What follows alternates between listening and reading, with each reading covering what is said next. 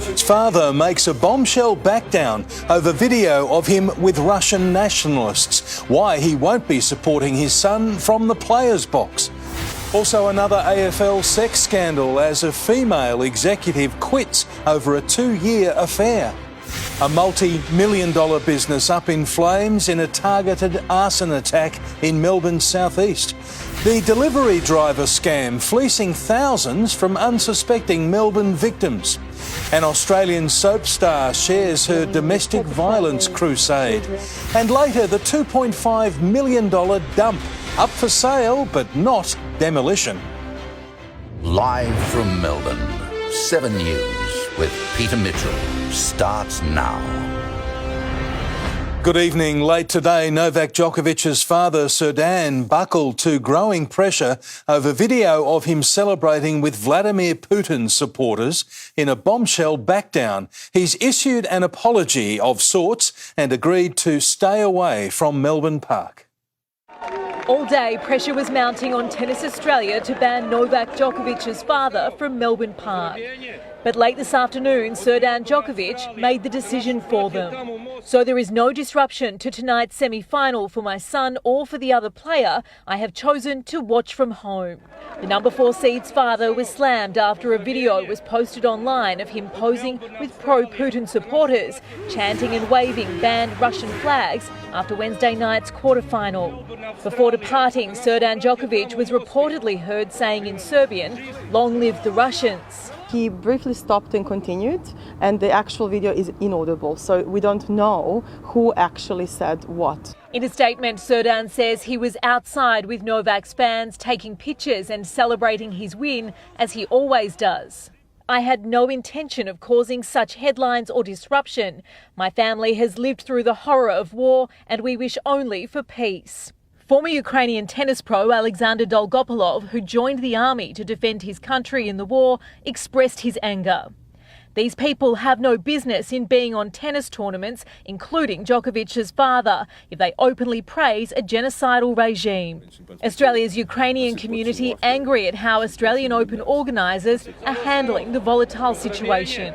The Tennis Australia has a code of conduct, and for a member of a team, regardless whether it's his father or not, to be making a political comment like that is absolutely disgusting. We don't want to see any support given to the Russian invasion of Ukraine that is having a devastating impact. Tennis Australia released a statement late today reiterating its position banning flags from Belarus and Russia, but made no reference to whether Serdan Djokovic will be able to return to Melbourne Park.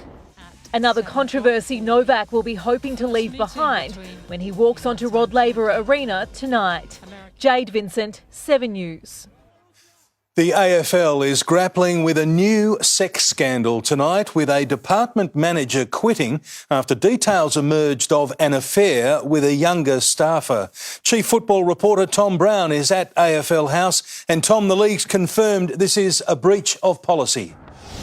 Mitch, that's right. The league has confirmed the female mid-tier manager has resigned. Obviously, there was a power imbalance between the pair and they should have declared their affair to AFL bosses. It was going on for up to 2 years. AFL bosses acting as soon as they became aware. The pair critically worked in the same department. The female was about 10 years older than the male, and this is the critical thing in this instance. The female was more senior. There was a power imbalance. So in a twist, the male's partner actually lifted the lid on all this, ringing staff actively at the AFL to draw their attention to the issue. The AFL made this type of event an issue, famously parting with 2 senior executives back in 2017. In this case, the woman is the more senior in the affair, but certainly wasn't at a general manager or executive level. But it's obviously a breach of the AFL rules. For example, it's believed the woman made recommendations on the male's pay, for example. She has resigned. The male remains in his position. Mitch.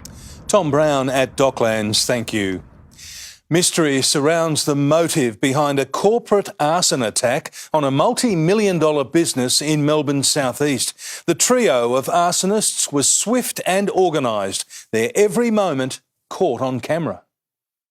They arrived with clear intent and immediately set to work, splashing fuel throughout the Clayton South warehouse and narrowly escaped the rapidly growing flames themselves.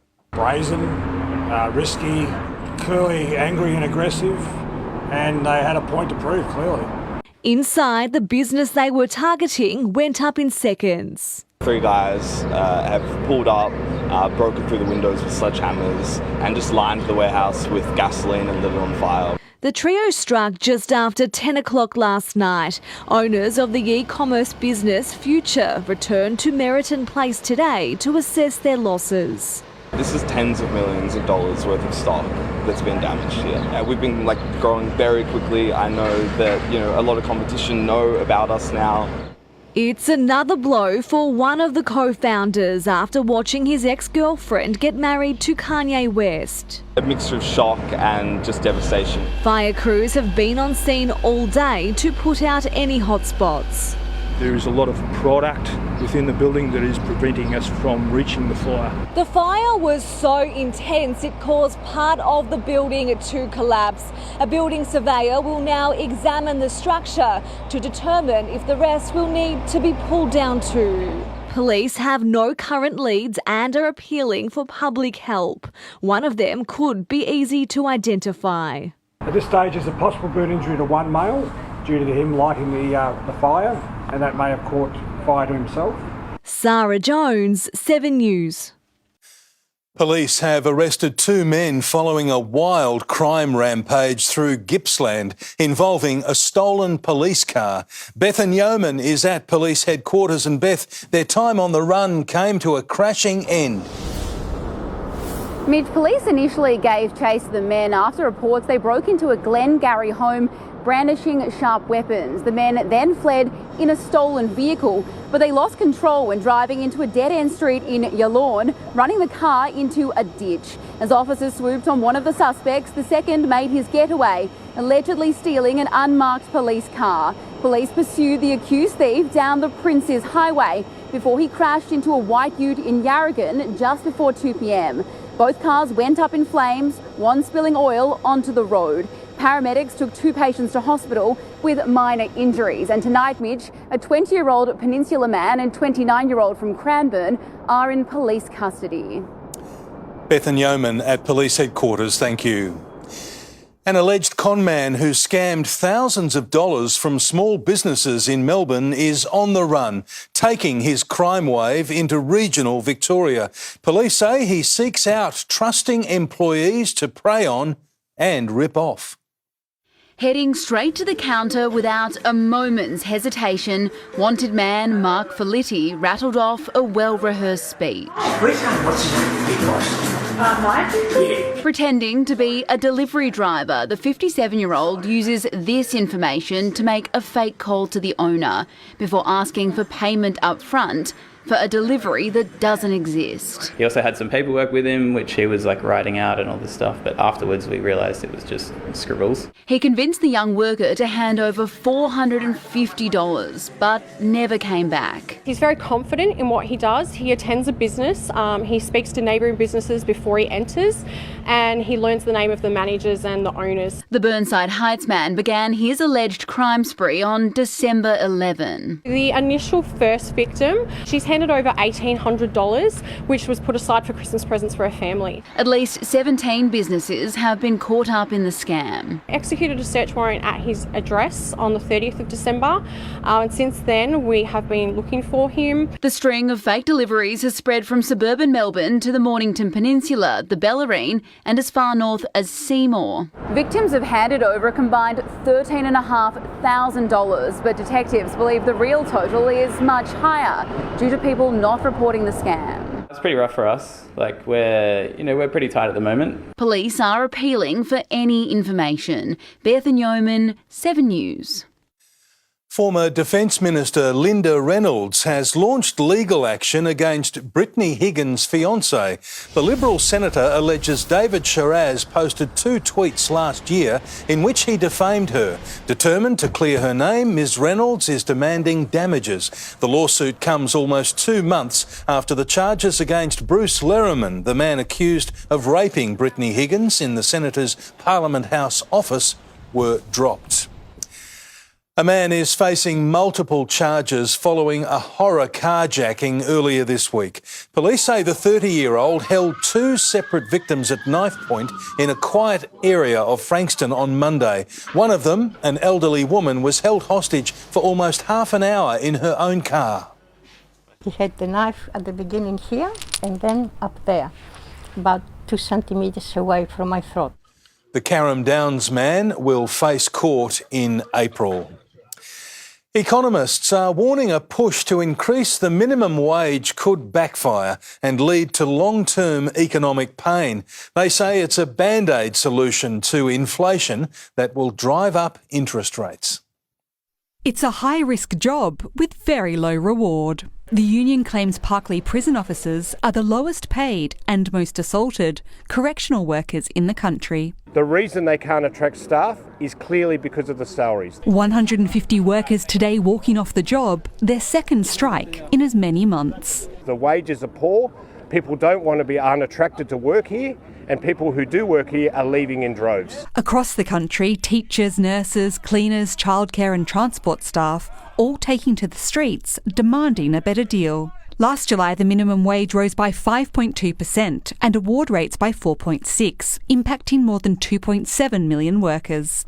While those hikes almost kept pace with last year's 5.1% inflation, it's now close to 8%. Business leaders fear unions will soon call for another inflation-matching wage hike. It would be a recipe for disaster. The risk is we will entrench inflation for a longer period. It will mean higher interest rates. Economists say wage growth is now at a comfortable level, around 3%, but further rises could cause headaches. Certainly a wages blowout above 4% would start to worry the Reserve Bank. Raising the prospect of higher interest rates for longer. The government is rejecting attempts to pin the blame for high inflation on wages, calling more income for workers good news and saying wages are not one of the causes of sky-high inflation. Yet it's far from certain it'll back another major rise, especially with inflation forecast to pull back. You don't need to be compensating people through a minimum wage hike adjustment quite as much. Gemma Acton, 7 News. A 9-year-old boy is fighting for life after being struck by lightning when storms hit New South Wales last night. The child was playing in the shallows at a beach when he was struck. He's since been placed into an induced coma and remains in a critical but stable condition. There's a new plan to encourage more junior doctors to choose general practice, luring them out of hospitals and into the community. The federal government is hoping to partner with the states to end the crippling doctor shortage. For trainee doctors like Cody and Emily, today's announcement will make the decision to become a GP much easier. You have a lot of job security, don't have to renegotiate contracts. The Tasmanian and federal governments partnering up to launch a trial of what's hoped will become a national employment model. What it will do is change the whole structure of the way that the health system is working. Right now, junior doctors have to choose between working in a state-funded hospital system or the Commonwealth Medicare system, with those who opt to go into general practice often having 5 or 6 different employers as they rotate through placements, losing an estimated $25,000 in pay and accrued leave entitlements along the way. It just doesn't make general practice attractive as a training opportunity. Under the new model, registrars will be employed by state health services for the duration of their training, including rotations in community GP practices and the hospital system. The government hopes measures like this will help rebuild general practice, which is in the worst state it's been in decades, with less than 14% of medical graduates choosing to go into the field. This is certainly going to be a big help. What we will see is an increase in enrolments. That will be the first sign that this trial has been successful. $100 million was set aside in last year's federal budget to expand the trial into every state and territory, hoping it'll help end the nationwide doctor shortage. I'm convinced that this will make a difference. Rob Scott, 7 News. 7 years after the Royal Commission into Family Violence, the Victorian Government has finally implemented the sweeping changes it recommended. Today, advocates and survivors spoke exclusively to 7 News to mark the major milestone. The pain of family violence is never far from the surface. It will be 9 years on the 12th of February since my son was murdered. I live with that every day. In 2016, the Family Violence Royal Commission handed down 227 recommendations. Now, every single one has been implemented. Organisations have worked tirelessly for family violence to be recognised as a major societal issue. Actor and family violence advocate Kim Valentine says the impact is nation-leading. The way we are sharing information and dealing with perpetrators, children and victim survivors is most definitely not just changing lives, but saving lives. We need to embed all of that work that we have done, and we need to build upon it. Access to crisis accommodation, ongoing housing, permanent housing. This is all the work that still needs to be done. One woman a week is murdered in Australia. Yemen Louie was lucky to escape with her children and her life. Start yelling and screaming, and suddenly he jumped up and strangled me and yelling, "I'll kill you, I'll kill you." She wants other women to know there are services who can help. When I contacted the Community Health Centre, I was actually looking for a marriage counsellor. I didn't know. Women are reporting family violence more often, and the Victorian community is too, with family and friends of perpetrators now more likely to report abuse. We need our men to get involved and to call out other men. Chanel Vella, 7 News. Music guru Molly Meldrum has laughed off recent controversies as celebrations begin for his 80th birthday this Sunday. He admits he's shocked to reach the milestone and flatly refuses to act his age. The flowers from Kylie Minogue. Happy birthday to you. The cake topped with his famous hat. Molly simply overwhelmed by the love for him here. How are you feeling? Very happy that everyone's so happy. On iconic Countdown, he hit the heights, but almost died after falling off his roof. We had to wheel him around after he was run over in Thailand, fracturing a vertebra. He never dreamed he'd hit 80. I think about the times of us in Thailand, and you must admit it, and we never thought that we'd ever make it, that I would ever make it.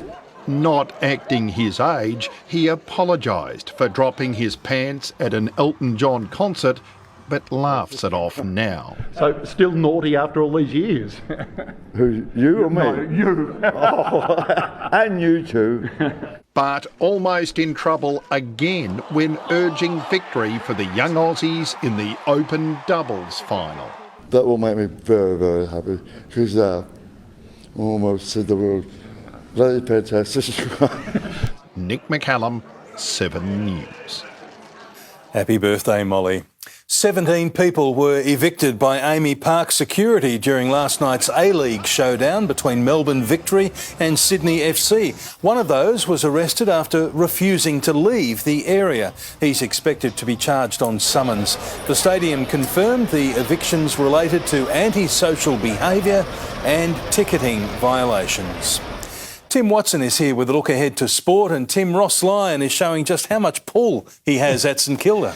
He is, Mitch. He's lured another heavy hitter to the club. We'll have those details shortly. Also, why there's concern in the Bulldogs kennel for star midfielder Adam Treloar. Also, the Greek star now just one win away from Grand Slam redemption at Melbourne Park after a thrilling semi-final performance. And Mitch will explain why there's a fascination with milk at one AFL club as well. All that coming up. OK, thank you, Tim. We'll see you then. The consumer watchdog is cracking down on Instagram hustlers. Why influencers should beware is next on 7 News. Also, a grim find in the search for a missing mother. The major car recall over a potentially fatal fault. The end of an era for a takeaway store staple. And we're heading into a hot Saturday. I'll show you when to expect a cool change later in 7 News. Firefighters were called to a shipping container fire at Pakenham after residents saw thick smoke coming from an industrial property last night. It took 15 minutes to bring the fire under control, and the community was warned about potentially toxic smoke. Australia's consumer watchdog has dishonest influencers in its sites, cracking down on sponsored posts that dupe and deceive. More than 100 accounts are already under investigation. It's a $560 million industry, but the glamorous online world of the influencer is now under the microscope. Influencers are highly persuasive in the decisions and choices made by consumers. The consumer watchdog, the ACCC, has received 150 complaints of dishonesty. Over 124 influencers, some extremely high profile. Models, athletes, sports stars, cooks, well-known chefs. There's a whole range. They're accused of using Instagram, TikTok, YouTube and Facebook to promote products without disclosing they're being paid. I think it's a much bigger problem than people realise. Fitness influencer Katie Martin welcomes the crackdown. She sees fellow influencers bending rules constantly. Yeah, definitely. And if you're going to start lying or not, showing the full truth, people are smart these days and they'll see straight through it. Only last October, Uber celebrity Kim Kardashian was fined $2 million. Kim Kardashian lands in hot water with the SEC. She'd failed to disclose a $400,000 payment promoting cryptocurrency. The fines here are up to $2.5 million. The ACCC acknowledges that many influencers, especially the new and the young, may not realise there are laws and obligations to follow in the social media space, but they say that ignorance is no excuse and they will prosecute offenders. They'll start with warnings. Chris Reason, 7 News. A desperate two-day search for a missing Gold Coast mother has ended in tragedy. The body of Wendy Sleeman has been found in a car boot in a unit complex, allegedly rented by her son Slade Murdoch. The mother went missing on Tuesday after she reported a break-in at her home. Murdoch remains in custody on domestic violence charges that are expected to be upgraded as police gather evidence. Hyundai has issued a recall for more than 7,000 vehicles currently on Australian roads. The maker is blaming a programming issue with its fail-safe driving mode, which could cause the car to crash. Affected owners should contact their Hyundai dealer to have the problem fixed at no cost. The recalled models were sold in 2021 and 2022. A full list is on our website. The days of plastic plates and cutlery will come to an end when a statewide ban begins next week. It'll save tonnes of landfill, but may leave some businesses with mountains of unused stock. At Smoky Chooks on Bridge Road, there's plenty of roast bird and an even bigger stockpile of plastic cutlery. From next Wednesday, the plastic's useless, banned from sale and supply. If we had enough notice, we could have used it. The state government announced the ban 2 years ago and set the February 1 date last year. Single-use plastics make up about a third of our waste. The items banned from sale next week are plastic plates, polystyrene takeaway containers and cups, plastic cutlery, straws, drink stirrers and cotton buds.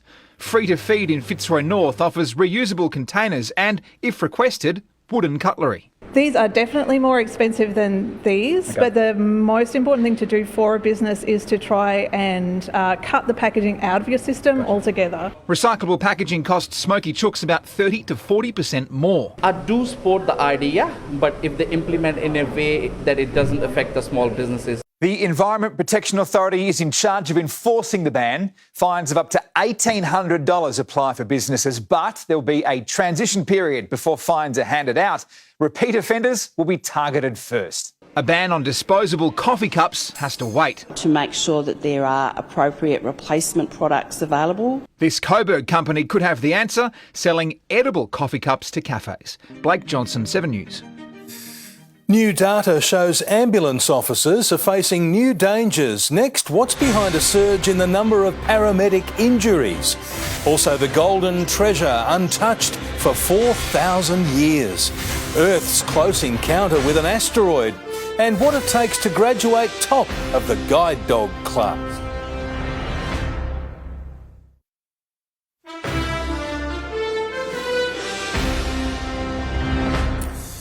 Victoria's crumbling health system could be the reason for a sudden surge in the number of injuries to ambulance paramedics. New research shows they're 9 times more likely to need time off work for injuries than other workers. Racing to treat sick Victorians is taking a mental toll on our paramedics. They're just burnt out. The whole workforce is burnt out. And it means they're taking more time off than any other Australian worker. Monash University tracked Ambo's sick leave over 5 years. They found 1 in 3 Victorian paramedics was injured on the job. 1 in 10 needed time off work, a rate 9 times higher than that of any other Australian worker. That might be part of a shift or a little bit longer. Musculoskeletal injuries were most common among Ambos, followed by lifting injuries. But psychological injuries resulted in the most time off work. We must reduce the workload on paramedics. There's 2 key drivers of the workload at the moment. One is aged care, one is the underfunding of primary care. That's dire. That entire situation is just dire. In a statement, Ambulance Victoria says the health and well-being of its staff is its top priority. The organisation welcomed this latest research, but hasn't yet decided how to respond to the findings. The union says more money for primary care would be a good place to start. Jodie Lee, 7 News. The Prime Minister is confident an Indigenous voice to Parliament is not on shaky ground, following criticism from Aboriginal activists at Invasion Day rallies. It's not a radical proposition, so I'm not surprised that some radicals are opposed to it. The vote will take place on a Saturday in the second half of this year. Palestine says it will end security cooperation with Israel in the West Bank following an Israeli raid. 9 people were killed during the incident, including 2 civilians. Israeli Prime Minister Benjamin Netanyahu says his nation is not looking to escalate the situation. Prince Andrew is being evicted from Buckingham Palace by his brother. King Charles has told the embattled royal a suite of rooms he has occupied since his divorce from Sarah Ferguson are no longer available to him. He'll have to stay at St James's Palace down the road instead. And archaeologists in Egypt have uncovered a never-before-seen tomb believed to be over 4,000 years old. A number of mummies were found in a limestone sarcophagus, untouched since the original burial 4 millennia ago. One tomb belonged to a high-ranking official known as the Keeper of the Secrets and assistant to the great leader of the palace. The Earth has only narrowly avoided a nasty collision with an asteroid that buzzed over Australia just before lunchtime today. Scientists say they knew it was going to miss, but in space terms, this passerby came within a whisker.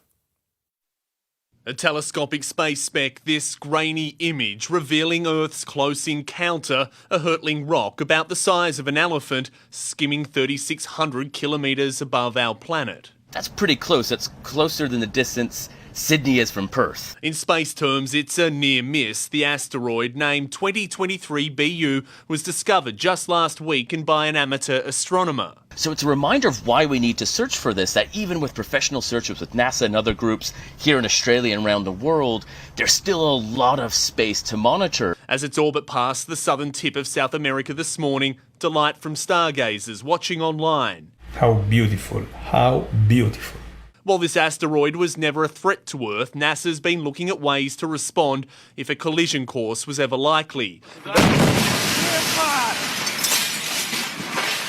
A 2013 hit in Russia caused widespread damage and injuries. Recent testing, though, slamming spacecraft into asteroids at high speed has been deemed a success, altering orbits, pushing them off course. A watershed moment for planetary defense and a watershed moment for humanity. NASA tracks asteroids approaching Earth, and this one, although by far the closest, is thankfully one of the smallest.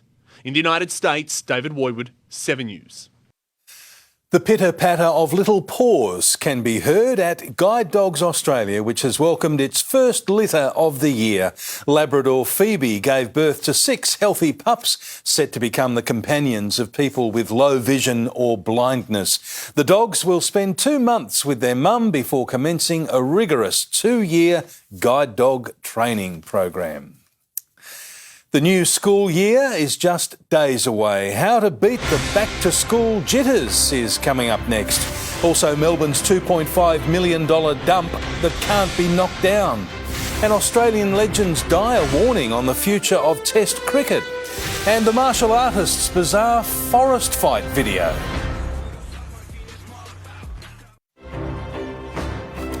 Victorian parents are being encouraged to keep a close eye on their children before their return to school next Monday. Mental health professionals say COVID disruptions have worsened anxiety and depression among students. I'd really recommend that parents focus on the foundational things like enough sleep for a growing brain, movement, sunlight, and also introducing skills like mindfulness, deep breathing.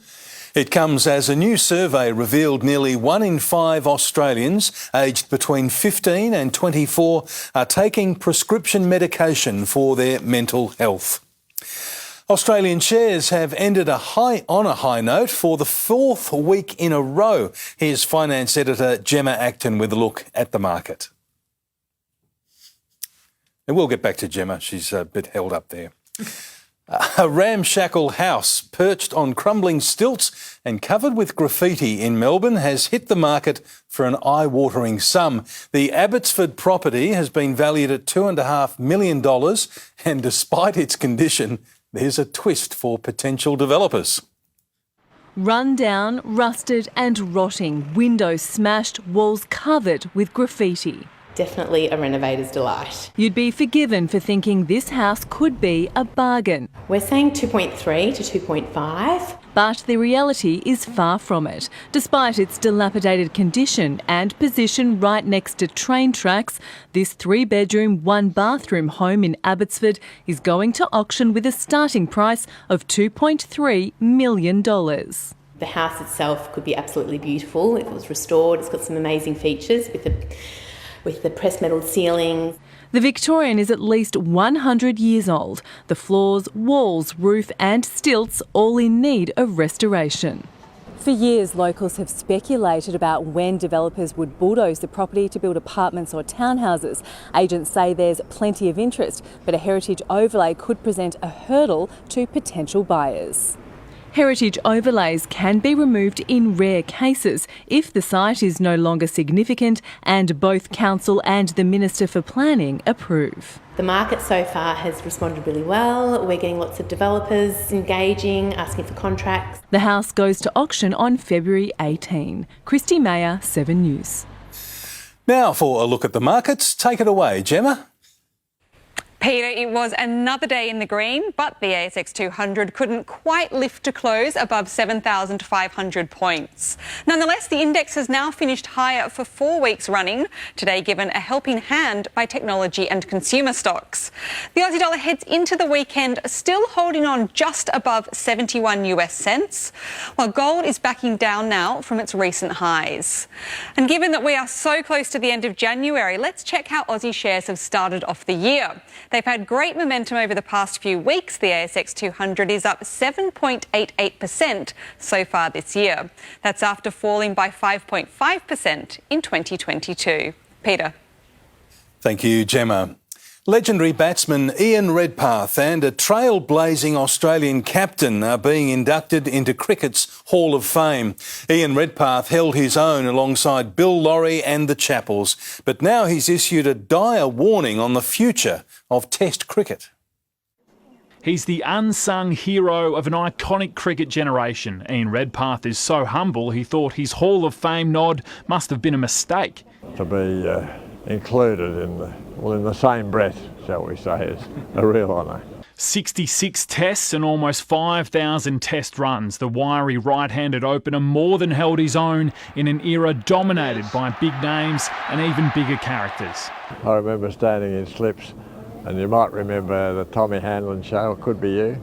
Tomo's running in and Dougie Walt was at third slip saying, It could be you, it could be you. Redpath, still a lover of the game, fears for the future of Test cricket due to the growing threat of T20. Sadly, I think, well, the administration have got a fair bit to answer for. There's not only are they supposed to administer the game, but they should be, they should be guardians of the game. The touring sides come out with half their players not available. That's criminal. Joining Redpath in the Hall of Fame is Australian World Cup winning captain Margaret Jennings, the wicketkeeper, a true pioneer of the women's game. Monday night's awards will also see the first ever Shane Warne Test Player of the Year, the award renamed in the late great's honour. Andrew McCormack, 7 News. Well done, Margaret and Redders. A Russian mixed martial artist has been filmed wrestling a fully grown bear in the middle of a forest. The 83-kilo athlete performed wrestling moves with the 600-kilo animal, which fortunately for him is comfortable around humans. Stepan, the bear, was rescued as a cub and has become a local celebrity in his native country. Sport is next with Tim Watson. And Tim, the AFL has ticked off on a new rule. They have, Mitch, and it's set to alleviate some headaches too amongst the players. We'll have details next. Also, Ross Lyon continues his recruiting drive with a heavy hitter answering an SOS. Dogs fans milking every moment at the kennel, but one midfield star is still going slowly on the track, and there's a new Greek freak out for redemption at Melbourne Park. Welcome back. Greek star Stefanos Tsitsipas is now one win away from his first Grand Slam title, which would also hand him the world #1 ranking. He was challenged briefly by Karen Khachanov, but got the job done in 4 sets. 3 times he's bowed out in an Australian Open semi-final, not this year.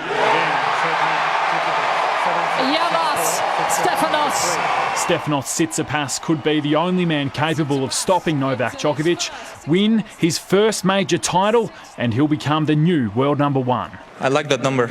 Yeah. Such is his following at Melbourne Park. The Greek star calls this his home Grand Slam. After a tense tie-break, the first set went the way of Tsitsipas. That was much to the liking of the Scud and the old man, although it wasn't all flawless. He thinks it's his front left foot that's actually touching the line. It's not. The second set was still his. Oh, now we're moving. 2 sets and a crucial break-up. A spot in the final was there for the taking, only for Tsitsipas to stumble. Oh, no. A pair of match points saved with 2 brutal Khachanov forehands. Suddenly, it was game on, but Tsitsipas wouldn't be denied. The 24-year-old aiming to do what Mark Philippoussis couldn't and win down under. What has Mark added to the team? Sense of humour. The best server in women's tennis up against the best returner. 2-time Oz Open winner Victoria Azarenka had her chances in the first set, but the reigning Wimbledon champion is no flash in the pan. Powers her way into a Melbourne final. Arina Sabalenka's forehand is as fast as most on the men's tour. Yes. She's played 10 matches in 2023 and hasn't lost a set yet. Andrew McCormack, 7 News. Ross Lyon continues to lure some familiar faces back to Moorabbin. Chief football reporter Tom Brown has the details. And Tom, Steve Silvani is returning to the Saints. Tim Silvani, famously the fullback of the century, engineered Carlton's current list, which is much heralded at the moment. St Kilda have lured him back into the AFL system in an official capacity. What St Kilda's trying to do is get more A-grade players, and they're investing in their recruiting department. Graham Allen will run it. Sauce Silvani will be the list boss. Jared Ruffhead also working mainly the Hawks legend this season in a recruiting capacity. Sauce and Ross back together. They coached at St Kilda some 16 years ago. They're notable good friends. They'll work together again. These are the changes that Andrew Bassett and Simon Lethlean have made in the football department just this off-season. They're significant changes. How do they afford it? Well, Simon Lethlean went into the CEO capacity under the soft cap, and also significantly Brett Ratton's payout under Sanders included in last year's soft cap. And just finally, Tim, Gil McLachlan will leave as AFL CEO in Gather Round. Behind the scenes, I understand the Commissioner is about to start the next round of interviews for his replacement. That'll be a big decision. Andrew Dillon, the standout favourite at this stage, Tim. Thanks, Tom. Still on AFL, and there's concern for Bulldogs midfielder Adam Treloar, who remains on limited duties ahead of round one. But youngster Sam Darcy is showing he's ready to lock down a key position, while a new role could be on the cards for a fan favourite. 2,000 Dogs fans milking every moment of 2 hours of match practice. Luke Beveridge's latest plan revealed. Forward Cody Waitman answering the need for speed, set to pinch hit through the midfield. He's working close and his fast feet are really good, but he also brings something different to what we've got at the moment. So I think it's a work in progress and we've liked what we've seen so far. Tim English everywhere in the ruck, Sam Darcy imposing himself as a defender in his first full summer. Well, we didn't really see him out in the training track much last year at all. For the pre-season, him being able to build a bigger body and be able to get some consistency there is really big. Back spasms reduced Caleb Daniel to watching. Bailey Smith, into his third week away from a main group, is expected to rejoin next week. But more concern on Adam Treloar, running out of time for round one, still yet to hit full speed, dealing with the fallout of ankle surgery pre-Christmas. Max Gawn has been locked in as Demons captain for a fourth straight year, and the AFL has ticked off a rule tweak.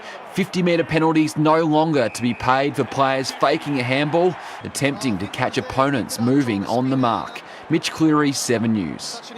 Will Pekoski will make his return to cricket this weekend for Premier side Melbourne after a 3-month break for personal reasons.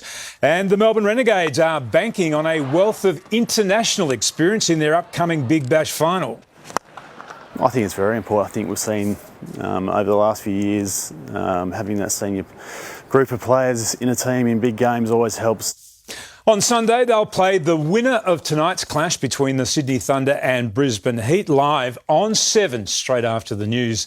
The Aussies were caught off guard in last night's T20 clash with Pakistan as the sprinklers caused a small delay to the match in Hobart. The reigning world champs tried 9 bowlers in the 8-wicket win with an eye on this year's World Cup. There's that mindset on what's coming up, trying to focus on sort of this series as well as the opposition that we're going to be coming up against there. Australia takes an unbeatable 2-0 series lead into Sunday's Game 3 in Canberra. Scenes reminiscent of the old Escort Cup game there, Mitch.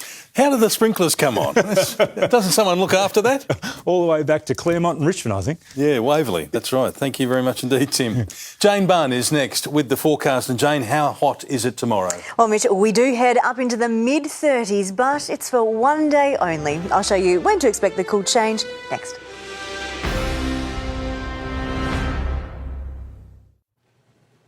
Hello again. We are heading into a hot Saturday, but it's for one day only with a cool change to end the day. Today, absolutely beautiful. A gorgeous sunrise and barely a cloud in the sky. Bright blue, full sunshine. It is 21 in the water. The city rose to 26.8. That's exactly the January average after our coolest morning in 3 weeks. It was 6.5 at first in Coldstream, then it jumped up to 30. Closer in the bay prevents such big temperature swings. Point Cook began on 15 and only reached 25. Leftover cloud over central and eastern Gippsland cleared out during the morning.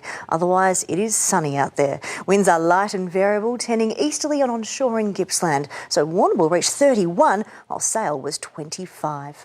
A low up in the northwest is pushing a ton of tropical moisture in from the Indian Ocean. A trough and cold front are converting that into rain. But watch that front, it'll slide as it reaches us, thanks to a high blocking its path. There's some heat before that front arrives tomorrow. Then the rain peters out as it reaches Victoria. Only patchy rain coming into the southwest late tomorrow with a cool change ahead of it. The patchy rain spreads eastwards on Sunday, and now watch it re-intensify as it moves into eastern Victoria and New South Wales, continuing into Monday for these parts as a low forms off the coast.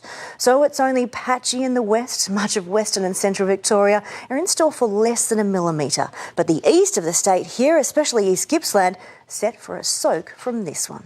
Around the nation tomorrow, storms out west for Brisbane, only a slight chance in the city. Sydney, foggy cloud, then sunshine, only their second 30-degree day of the summer so far. Adelaide does hit 30 for a cool change with showers tending to rain, sunny and 31 in Perth. To Victoria, hot and sunny in gusty northerly winds. That's ahead of high cloud increasing and a milder southwest wind change. Patchy light rain follows that change in the southwest during the evening, spreading into central parts near midnight. Closer in, hot in gusty northerly winds. Sunshine slowly being taken over by sheets of high cloud. The cool change crosses the Melbourne area late afternoon, so between about 4 and 7 p.m, moving from west to east. Patchy light rain develops close to midnight after a dry day. The city jumps up to 35 in gusty winds with building cloud. I'd expect the cool change in the city somewhere between about 5 and 6 p.m. On the 8-day outlook, that's it for heat. We're below average for the rest of the forecast period. We're heading into 23s and 22s, cloudy mornings, and then we've got some sunny afternoons after a bit of light rain on Sunday, and 18 and 19 late next week with alpine snow. Hot and gusty 35 tomorrow, a cool change in the late afternoon, Mitch. Wildly fluctuating. Indeed. Unbelievable. Thank you. And that's the way it is this Friday, the 27th of January. Thanks for your company. For now, from the 7 News team, good night.